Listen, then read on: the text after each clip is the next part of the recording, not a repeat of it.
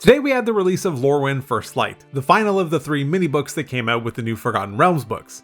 Since some people have asked, at least as far as we know for right now, all 3 of these are online only and there will be no printed versions available. Whether or not the content from these books shows up in a future release also still remains to be seen. For those that are unfamiliar with the setting, this is actually a crossover from Magic the Gathering. Lorwyn Shadowmoor is a setting from Magic. Probably the easiest way to explain it is Lorwyn is kind of like the Feywild and Shadowmoor is kind of like the Shadowfell in D&D. I'm not going to say those are perfect descriptions and some Magic lore aficionados can go ahead and write out all the details in the comments, but that's essentially the gist of it. Anyway, in addition to some new monsters and mini adventures, the supplement also has 2 new playable species and 2 new origin feats, so we're going to look at it all, starting with the new species. Before we do, I'm trying to see just how close I can get to 25,000 subscribers by the end of the year, so if you'd like to help me out on that quest, subscribing to the channel and liking the video while you're there helps way more than you might realize. Thank you. Alright, the first species that we're going to be looking at is the Lorwyn Changeling. I should specify that this is not the same as the Changeling from Eberron. Incidentally, the new Eberron book, Forge of the Artificer, is coming out next week, and I believe it does have the Changeling in it. So again, be sure to subscribe and check out my coverage when it comes out next week. Either way, this isn't that, so let's take a look at the description and then all of the traits. The Changelings of Lorwyn are charismatic shapeshifters able to crudely mimic the forms of creatures and plants. Unlike most shapeshifters, however, their innate powers don't allow them to truly disguise themselves. Rather, their transformations are purely surface level. No matter their form, Lorwyn Changelings keep their key traits: blue-green skin, tufts of tentacle-like fur, and bulbous yellow eyes with slitted pupils. The true changeling identity of a bug-eyed tree, teal elk, or furry boulder is always easy to spot. These counterfeits are so plain that many Lorwyn denizens find the effect inexplicably charming. Changelings from Lorwyn live in a vast mystical cave called Veilsvel Grotto. Once per year, many changelings make a pilgrimage to the grotto to contemplate their past deeds. So, as we can already see, these are not perfect changelings, not by any stretch. Regardless of the form they choose, they maintain many of their characteristics, so they're often easily identifiable. So playing one of these isn't a substitution for something like Disguise or Alter Self, though the ability can still be used for some narrative purposes, which can be a ton of fun. As for our traits, first our creature type is Fey. This is interesting for a few reasons. Firstly, because it is actually the first of all character species that have been updated so far for 2024 that is not humanoid, including the Dampier from Astarion's Book of Hungers.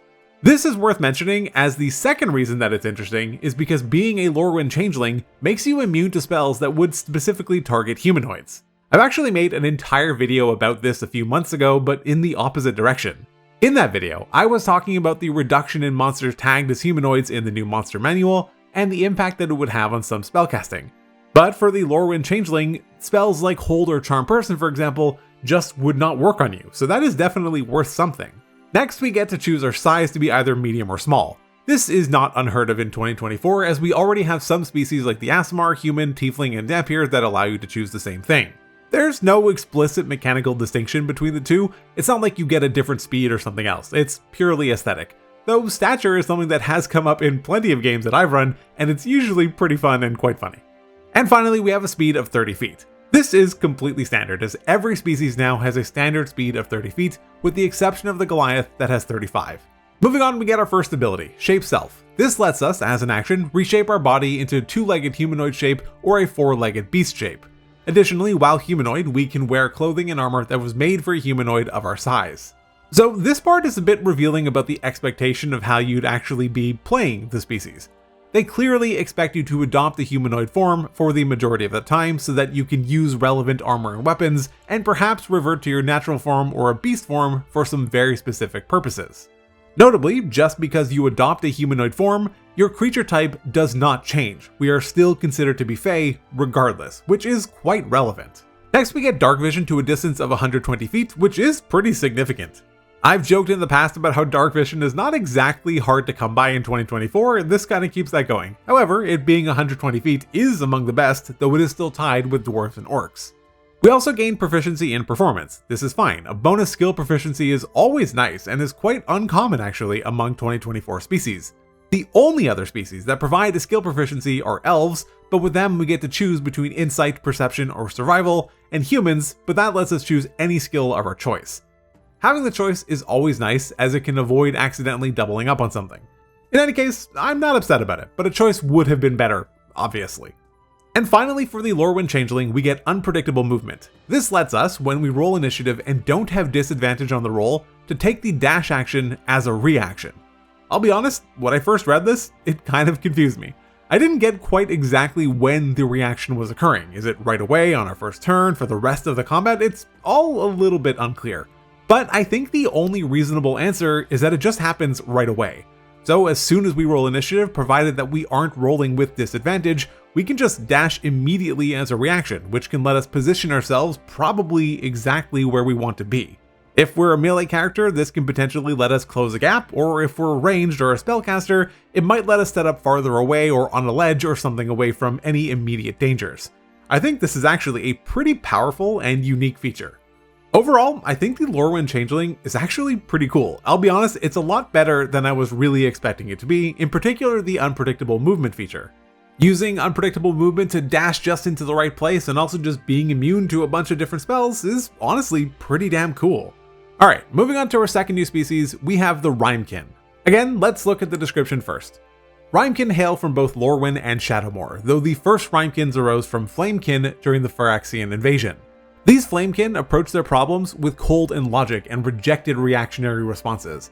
As a result, the magical flames that engulfed their bodies took on a frigid air and they became Rimekin. Like Flamekin, Rimekin possess innate magic, but the flames they conjure burn icy blue rather than red hot. Further, these flames emanate a chilling cold rather than a blazing heat. This effect extends superficially to the items that Rimekin touch. Any armor worn or weapons wielded by Rimekin become coated in layers of spiky yet harmless hoarfrost. I'll be honest, I think Rimekin are looking super cool, pun fully intended.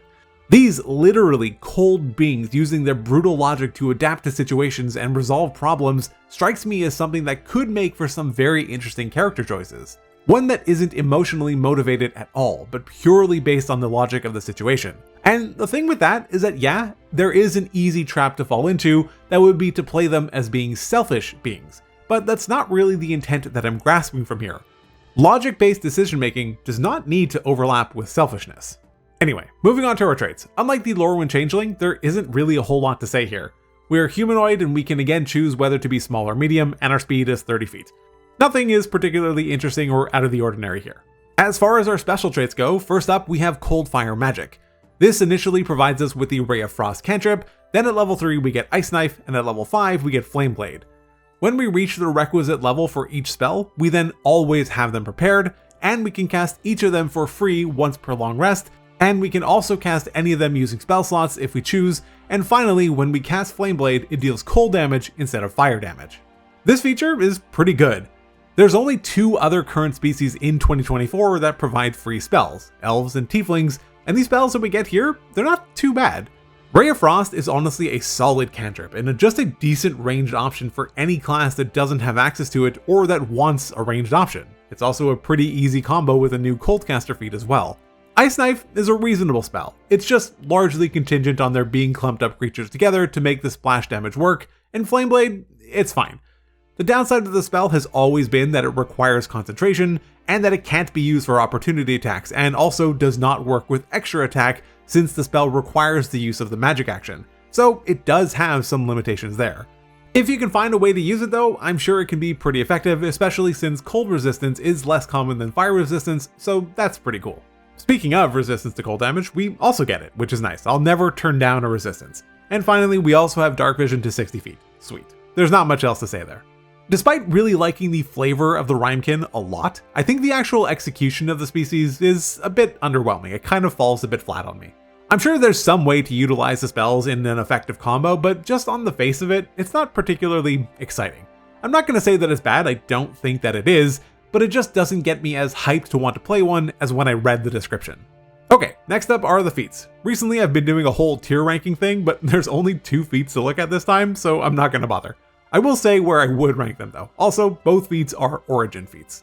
First up is Child of the Sun. This gives us 2 benefits. First, us and our allies within 10 feet of us have advantage on saving throws made to avoid or end the blinded condition. This is interesting. While there are some monsters that have blindness deafness prepared, far more just have ways to outright blind on a hit, and as we've discussed in past videos, the condition is not subject to a saving throw. If you're hit, you're also under the effect of the condition.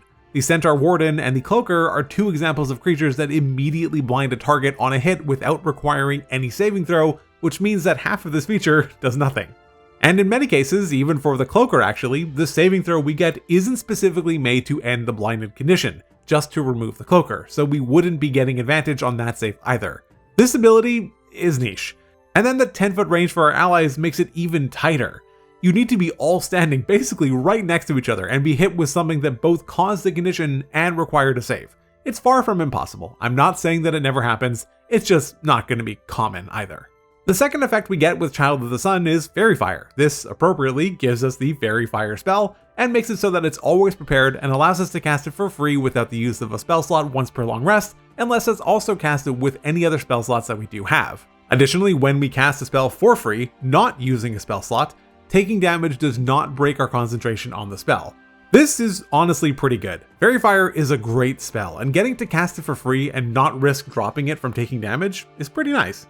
Overall, I don't think that Child of the Sun is a particularly great origin feat. If I were doing a full tier list, I'd be dropping it into niche, like on the verge of bad, but I think that the Fairy Fire effect is useful enough that I could see someone picking it explicitly for that. And our second and final feat is Shadowmoor Hexer. The first effect that we get here is Hex. With it, again, quite appropriately, we always have the Hex spell prepared, and we can cast it for free once per long rest, or with a spell slot if we have any. And it also gives us a secondary effect, Curse Magic, which makes it so that whenever a creature that we've cursed with Hex hits us with an attack roll, they take psychic damage equal to our proficiency bonus, which they can only take once per turn, so they won't be doubling or tripling up with multi-attack here. This again is a pretty niche feat. You really want to be casting Hex to make this work, so maybe the new Hexblade, which is kind of being forced into that playstyle, can take some advantage of this. But otherwise, it's just not all that great. The damage ranges from 2 only up to a maximum of 6 all the way at level 17. And yes, I get that it's an origin feat, so it's just some incidental damage, but I don't think it's moving the needle quite enough. Fortunately, yes, the damage is also once per turn, so it is working when enemies attack us and could also potentially work with an opportunity attack on the same round. But I mean, that's a lot of effort for like 4 damage. It is based on an attack roll, which means that it works with melee weapons, ranged weapons, or spell attacks, which is great, but it does not work against spells that you need to save against. Anyway, I'm just not seeing the dream here. I'm gonna put this one in niche as well, but like maybe there's some crazy Hex builds out there that really needed exactly 2 damage to make work, but somehow don't have any better feat choices to take. So these are the new character options that we have with Lorwyn First Light. I think the new species on offer are honestly pretty cool, and I could see genuinely using them in a campaign. As for the feats, I'm not quite as sold. Like we got with each of the other books, there are also some new monsters, which is always great to see as well. Anyway, that's all I got for this video. Check out some of my other ones, but otherwise, take care.